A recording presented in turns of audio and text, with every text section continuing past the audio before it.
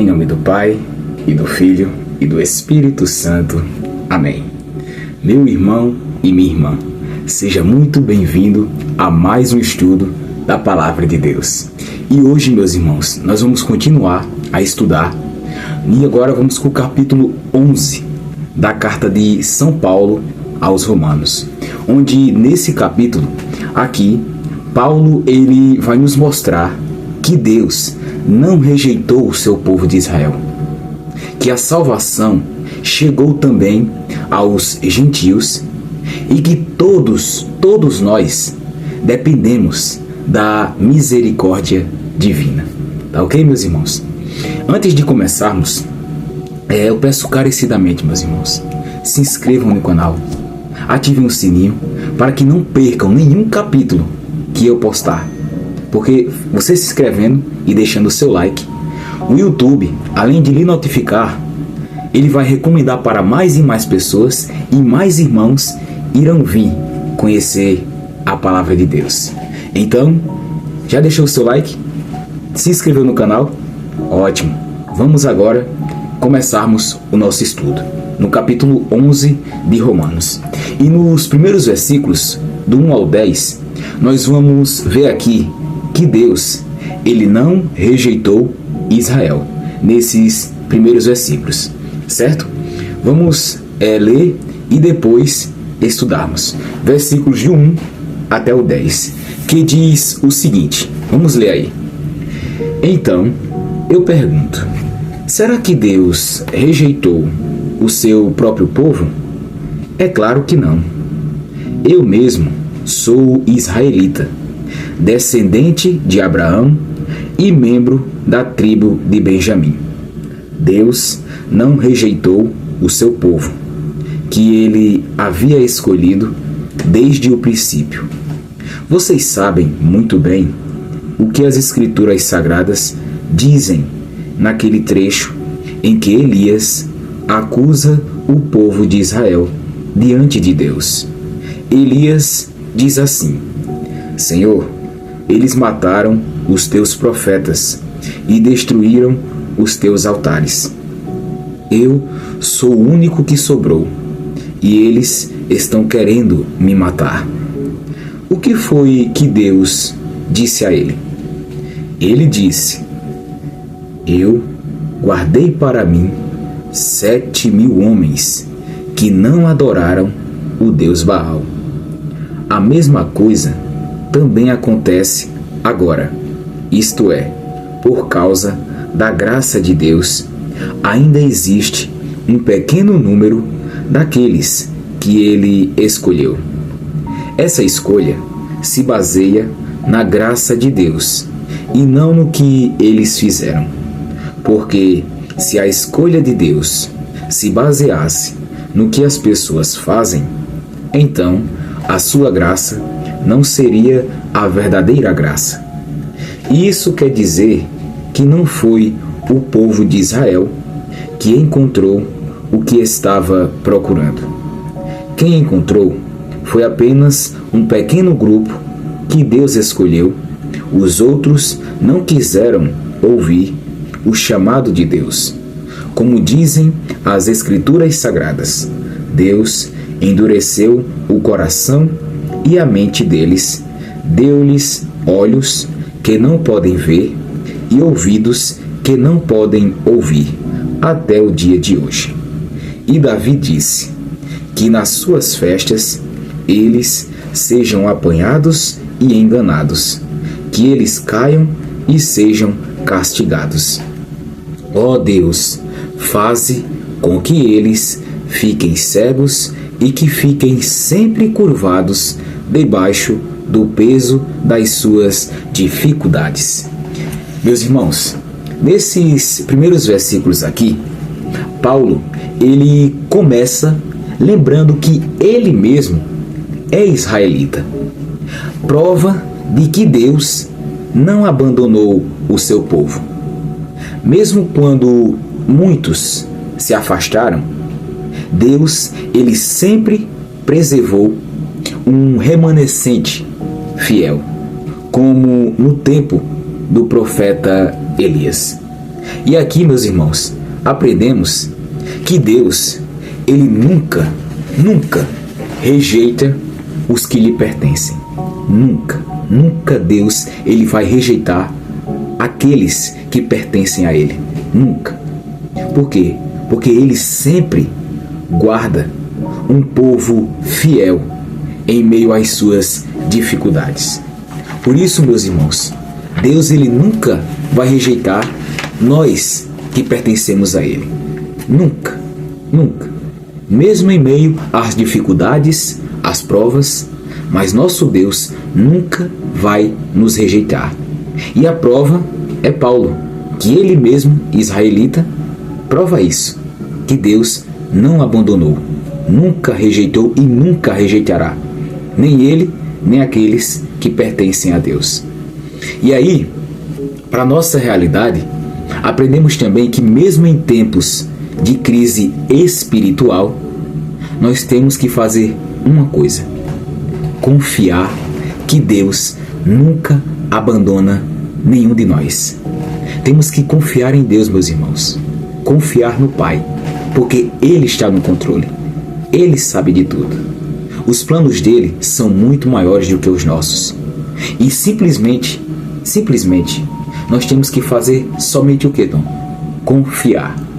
Ter fé em Deus. Tá certo, meus irmãos? Antes da gente continuarmos nesses próximos versículos, eu espero muito, meus irmãos, que vocês pratiquem cada estudo que estamos fazendo aqui. Não somente ouvir, mas pratiquem, porque é praticando que nós vamos se aperfeiçoando. Certo?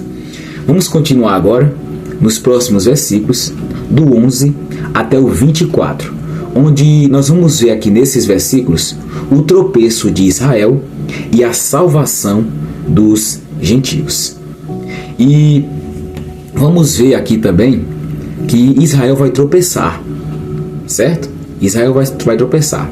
Vamos ler primeiro do 11 ao 24 e depois vamos estudar com calma.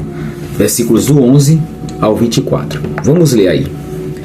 Agora eu pergunto: quando os judeus tropeçaram, será que eles caíram para nunca mais se levantarem?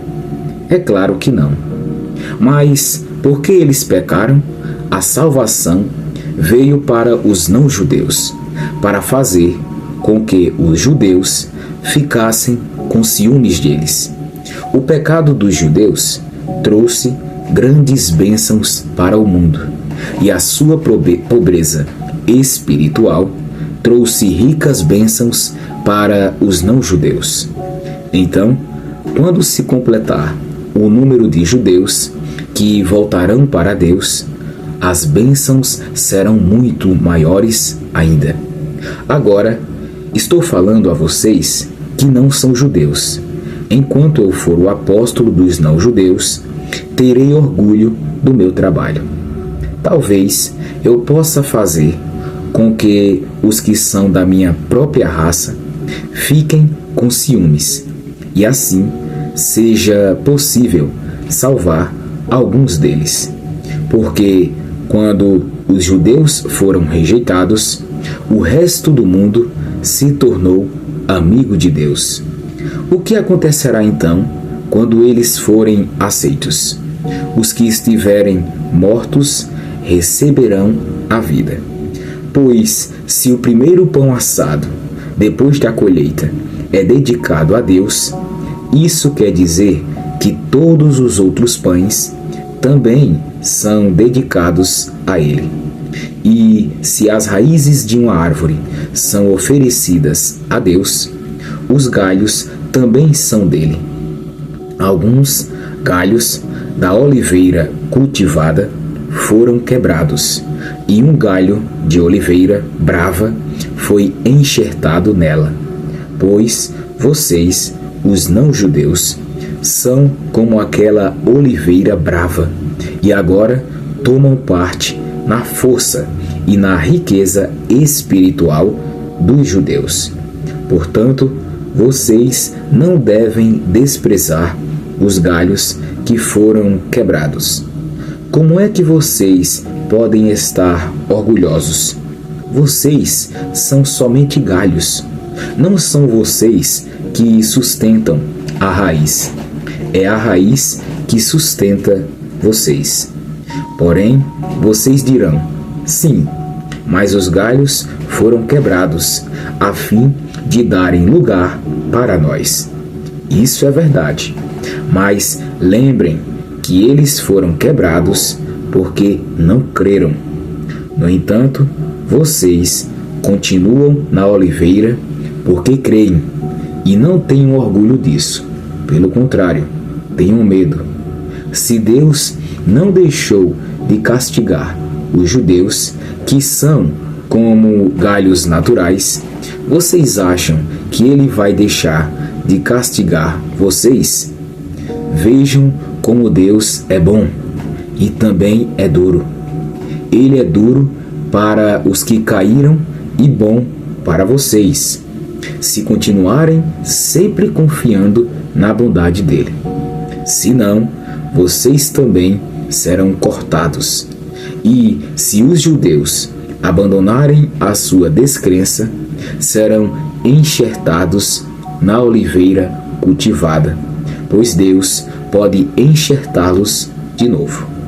Vocês, os não-judeus, são como aquele galho de oliveira brava, que foi cortado e enxertado contra a natureza na oliveira cultivada. Os judeus são como essa oliveira cultivada. Portanto, para Deus será muito mais fácil enxertar de novo na própria árvore deles esses galhos quebrados. Meus irmãos, nesses versículos aqui, nós vamos ver que Israel tropeçou. Mas esse tropeço de Israel abriu caminho para que o evangelho ele chegasse aos gentios. E Paulo aqui, ele usa a imagem da oliveira. Os ramos naturais é Israel, o incrédulo, Israel. Foram cortados, esses ramos, que é Israel, foram cortados. E os gentios foram enxertados.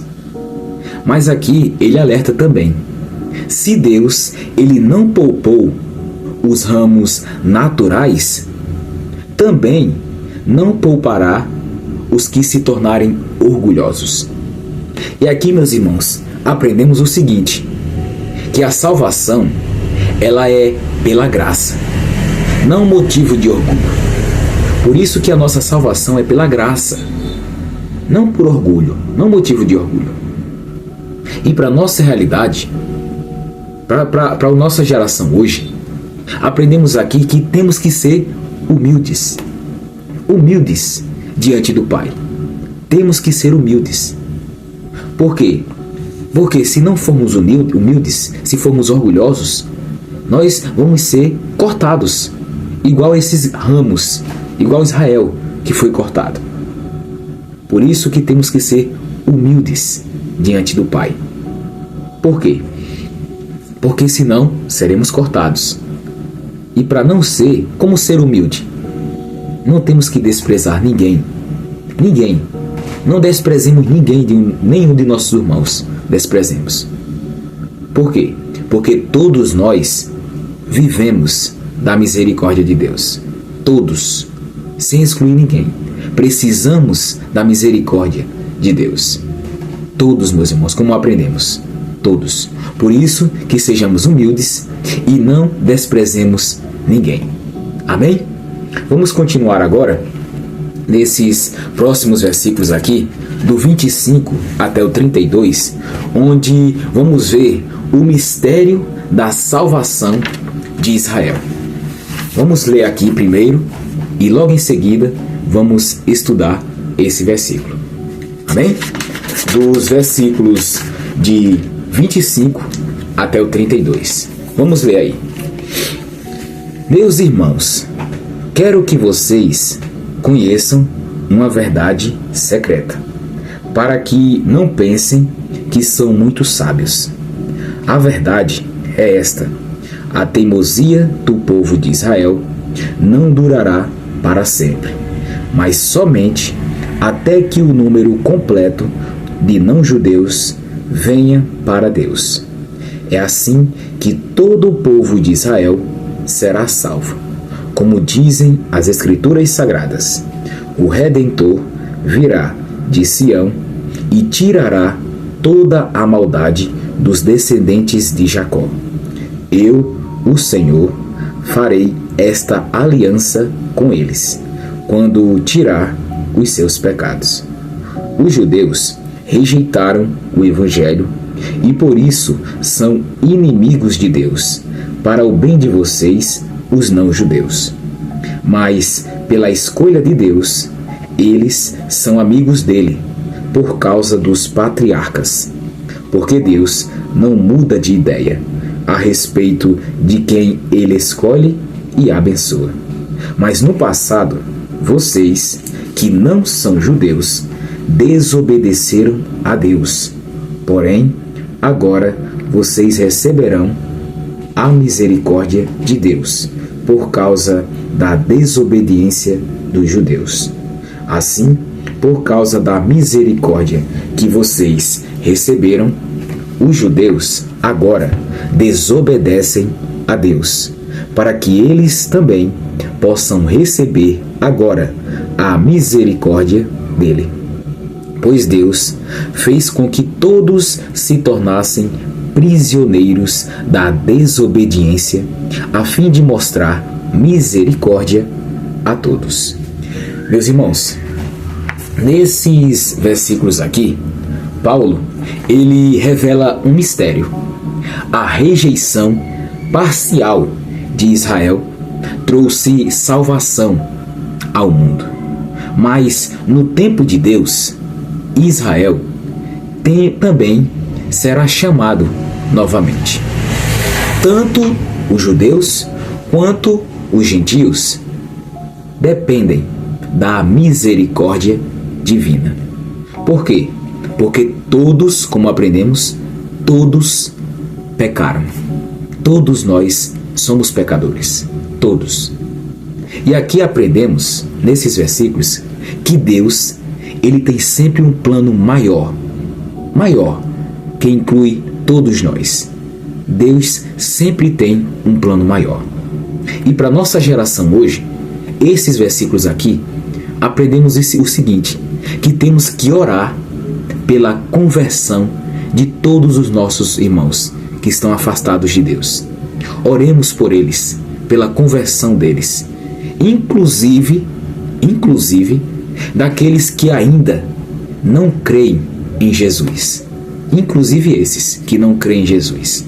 Oremos, meus irmãos, pela conversão desses nossos outros irmãos que não creem em Jesus. Amém?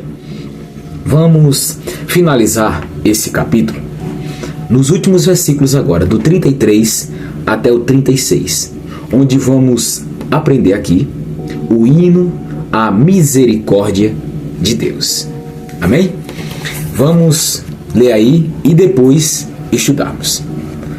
Como são grandes as riquezas de Deus, como são profundos o seu conhecimento e a sua sabedoria. Quem pode explicar as suas decisões? Quem pode entender os seus planos?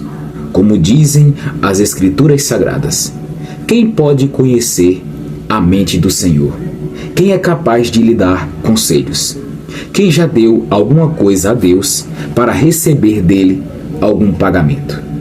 Pois todas as coisas foram criadas por ele e tudo existe por meio dele e para ele. Glória a Deus para sempre. Amém. Que maravilha, meus irmãos, que maravilha esses últimos versículos aqui. Paulo, ele conclui com um hino de adoração, reconhecendo que os caminhos de Deus são insondáveis e a sua sabedoria ultrapassa qualquer entendimento humano. Como o nosso Deus é maravilhoso, meus irmãos. Como o nosso Deus é maravilhoso. Por isso que aprendemos aqui que não podemos compreender tudo. Não temos que entender tudo, compreender, não. Mas nós temos, como aprendemos, em confiar no amor e a misericórdia de Deus.